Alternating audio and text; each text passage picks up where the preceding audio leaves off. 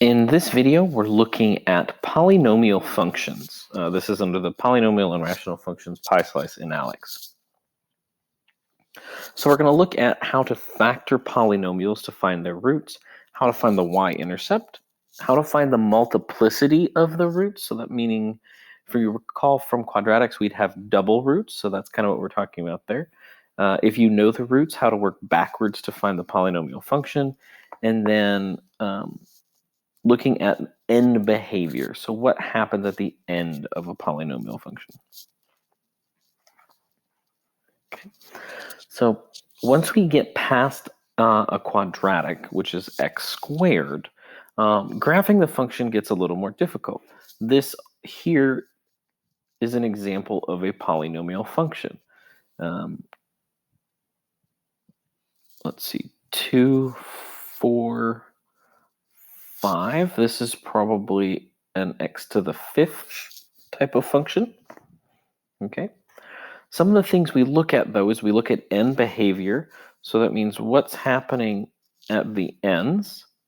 And then we look for the zeros or potential zeros. So for the case of this example, our actual zeros are here.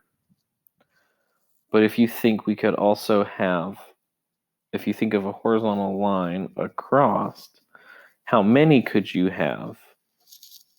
Well, we could have two. If we go up to where we could intersect all of them, we could have 1, 2, 3, 4, 5 potential zeros to be looking for. So that's what we're going to look at in this section. So finding the zeros. Okay.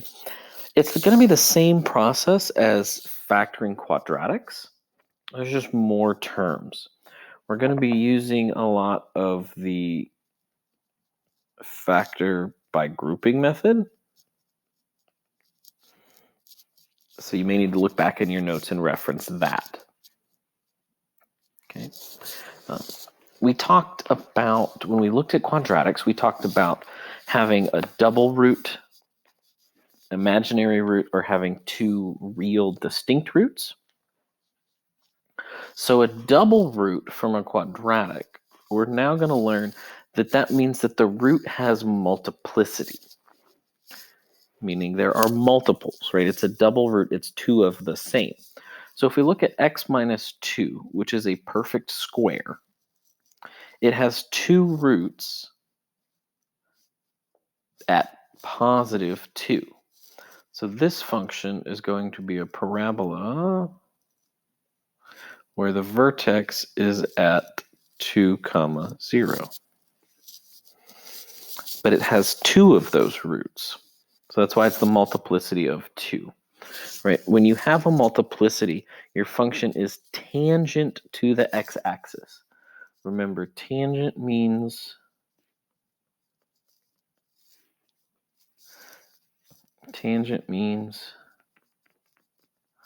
touches only one point. Touches only once, or touches only at one point. So let's see this in action. So we're going to find the zeros in factored form on the g of x function. So we're going to set g of x equal to 0 and then solve. So what this means is we're actually looking at each of the separate groups, okay? So we've got this x, because if that x is 0, the whole thing is 0. We've got this group, again, which if that's 0, the whole thing could be 0. And then we have this group. So if we start with that last group we looked at, so we're going to say x squared minus 16. So you get 16 equals x squared. X is equal to plus or minus 4. Do the same thing with the green function. So the green function is going to be x squared is equal to negative 36. So x is going to be equal to 6i. right? Imaginary numbers, square root of -1. And then our first one, -2 times x, x is going to be equal to 0.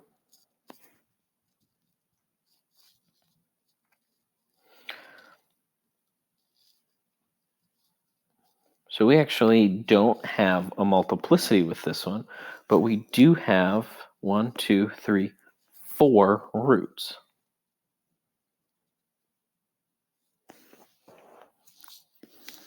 You have -4,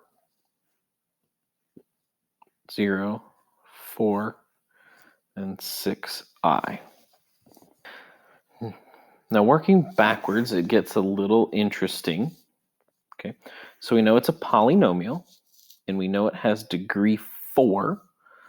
So it means that all of our x's multiplied together, our highest one is going to be x to the 4th.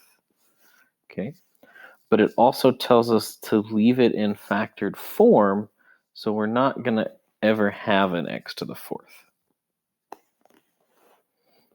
So we have 7, but it's a multiplicity of 2. So it means there's going to be 2 of them. So it's going to be x minus 7. Remember, we have to flip the signs. And there's a multiplicity of 2, so that one's squared. Our 0, so that's just going to be x.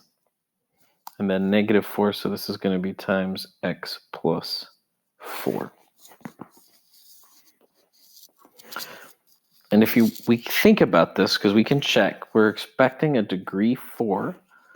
Well, this is going to give us x squared, and then we're going to multiply that by x, and then that by x as well, which will give us our x to the 4th, or our degree 4. So that is how you write a function, a polynomial, from its zeros, or from its roots. So as I mentioned earlier, when we factor polynomials, we're going to factor by grouping. So we combine our pairs of terms, we factor out the greatest common factor, we combine like terms, and then we repeat as needed.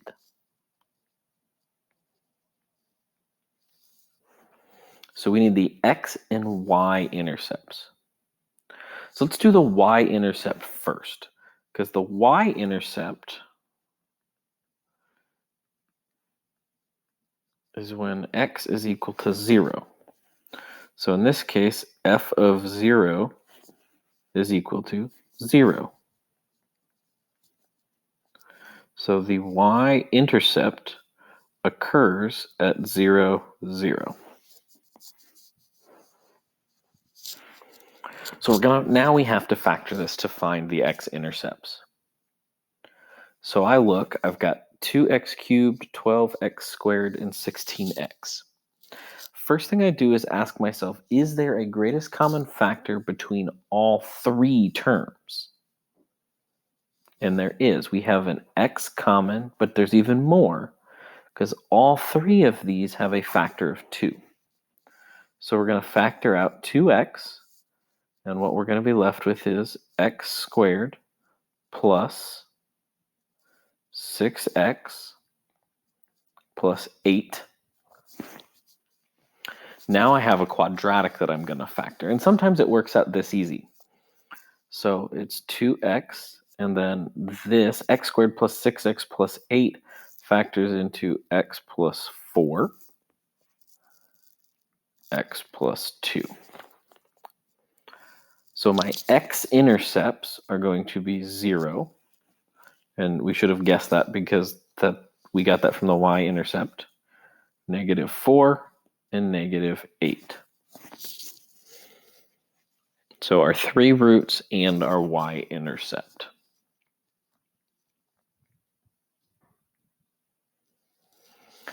So once you know where your y-intercept is and where your zeros are, we have to think about the end behavior.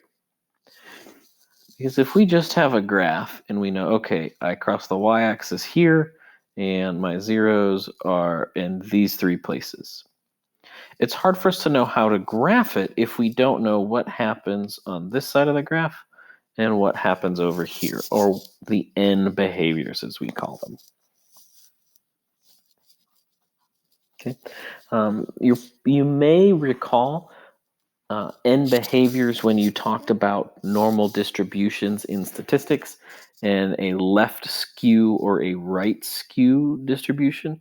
So whether it was like this or whether it was like this, the tails, it's the same general idea.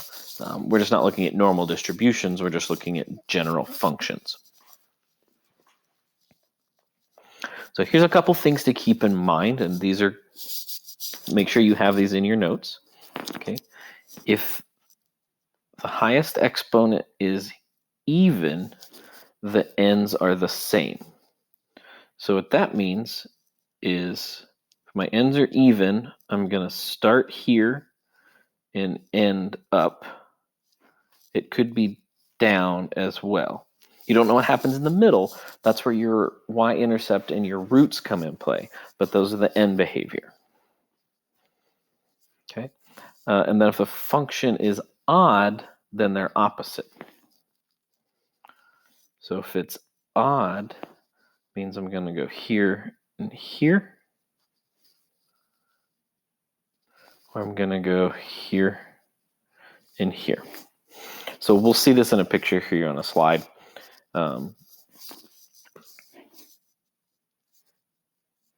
then if you're, as I was talking about with negative or positive, if your degree is odd and positive, the function falls to the left. So that means it falls to the left and rises to the right. And then, nope, I already used green.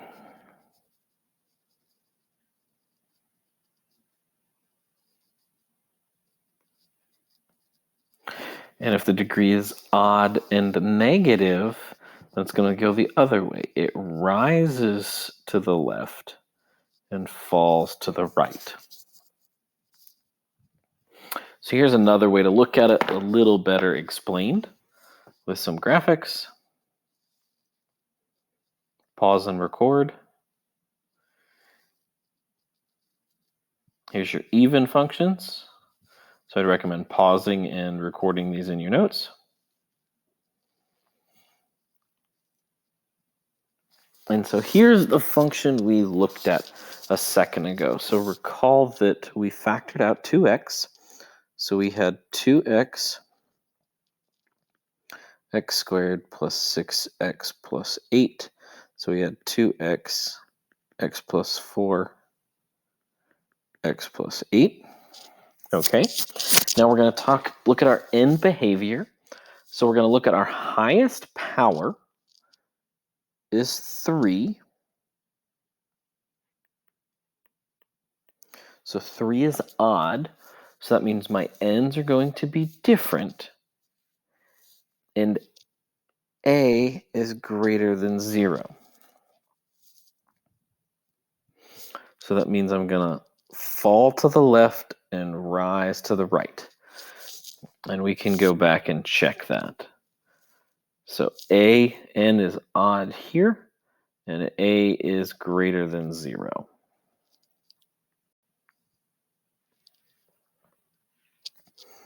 So what we do, 0, okay, there's our axis. And then we have points at 0, 0. Remember, that was our y-intercept and our first root. And then at negative 4, 0, here, and negative 8, 0. So now what you do is, since you know your end behavior is here, so since you don't cross the x-axis anywhere else, you have to go through this point. You go up here. You can't keep going because you have another 0. So you have to turn at some point and come down through here. And then you can't keep going down because you've got another point and you have to end up going up. So you're going to turn and go up through this point. And then since your end behavior keeps going, you can connect. That's the general shape. Now for this class, without plotting more points, without picking a point in here and in here, which you could do to get a more accurate graph, this kind of general sketch will be fine. Once you get to learning some calculus, you'll be able to figure out exactly where these are. There's other ways you can figure out where they are. They're just a little consuming in terms of mathematics. So in this video, we looked at how to factor polynomials, how to find their y-intercepts, talked about multiplicity, and then how to work backwards in determining end behavior.